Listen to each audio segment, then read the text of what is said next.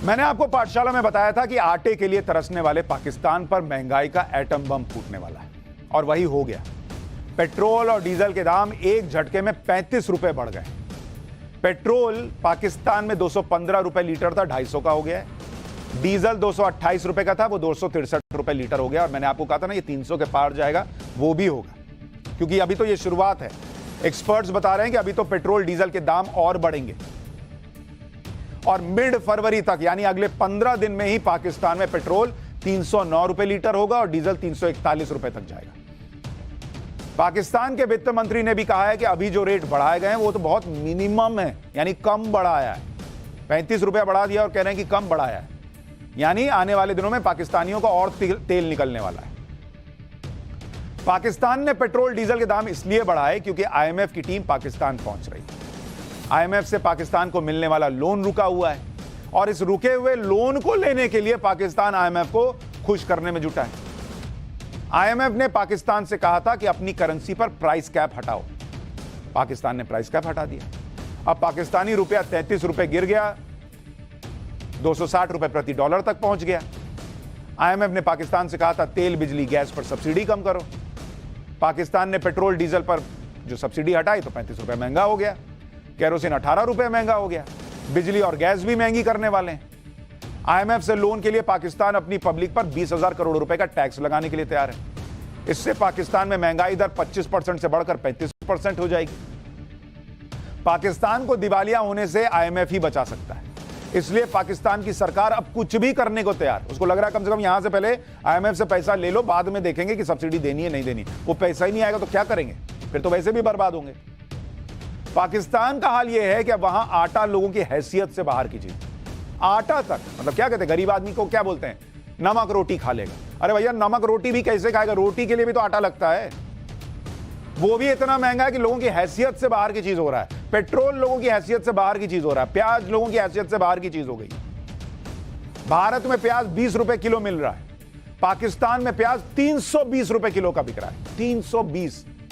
और ये वो भाई लोग हैं जो बिरयानी से नीचे बात ही नहीं करते। प्याज बिना डाले बिरयानी कैसे बनेगी? ये दाल में भी गोश्त खाते हैं, बिना प्याज के गोश्त कैसे बनेगा? ये हाल है। पाकिस्तान अपनी नीतियों और गलतियों की वजह से पाई पाई का मोहताज है, और इसलिए दुनिया भर के देशों के सामने हाथ फैलाकर पैसा मांग रहा है। पाकिस्तान खुद अब तक इस लायक नहीं बन पाया कि वो अपने देश का खर्चा उठा सके।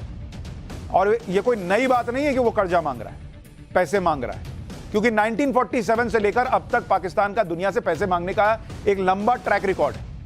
आज आपको उस 75 करोड़ का हिसाब भी बता देता हूं जो बंटवारे के समय भारत ने पाकिस्तान को दिए थे। ये बंटवारे से ही भाई पैसा ले रहा है। बंटवारे के समय भारत और पाकिस्तान की सरकारों के बीच में एक समझौता हुआ, जिसमें यह तय हुआ कि भारत पाकिस्तान को चल और अचल संपत्ति देगा।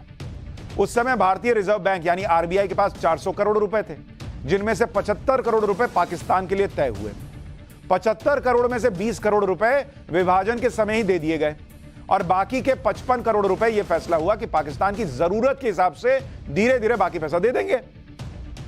यह भी तय हुआ कि आरबीआई ही अक्टूबर 1948 तक दोनों देशों के राष्ट्रीय बैंक के रूप में काम करता रहेगा। लेकिन इसी बीच पाकिस्तान की फौज ने कबायली भेष में कश्मीर पर हमला कर दिया। इसलिए 7 जनवरी 1948 को केंद्रीय मंत्रिमंडल ने फैसला लिया कि पाकिस्तान को बाकी के 55 करोड़ रुपए नहीं दिए जाएं। तुम हमला कर रहे हो, तुमको पैसा देंगे।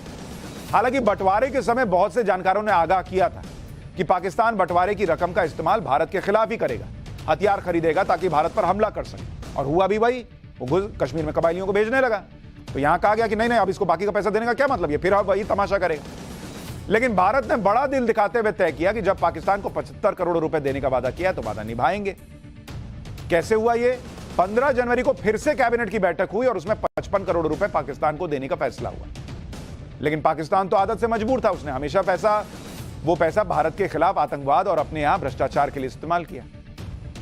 इस पैसे से पाकिस्तान के नेता, अधिकारी और सेना के अफसर अमीर होते चले गए और पाकिस्तान गरीब होता चला गया।